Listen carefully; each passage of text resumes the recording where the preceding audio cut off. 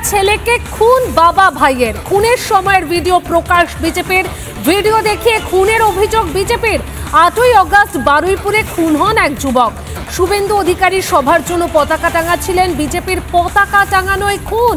পিটিয়ে পেট্রোল ঢেলে পুড়িয়ে খুন। বাবা ছেলে মিলেই খুন করেছে।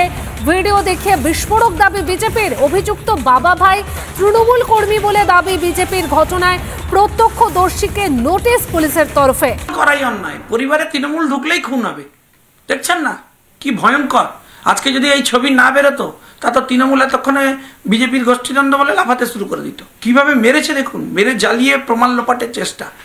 আমরা কেন্দ্রীয় তদন্ত দাবি করব এবং দিল্লিতে হচ্ছে যেখানে জানিয়েছি আমরা কলকাতা হাইকোর্টে মামলা করব। পুলিশকেও উত্তর দিতে হবে, ছেড়ে দেবো না। যে মহিলা কমপ্লেন করেছেন তিনি আতঙ্কে রয়েছেন।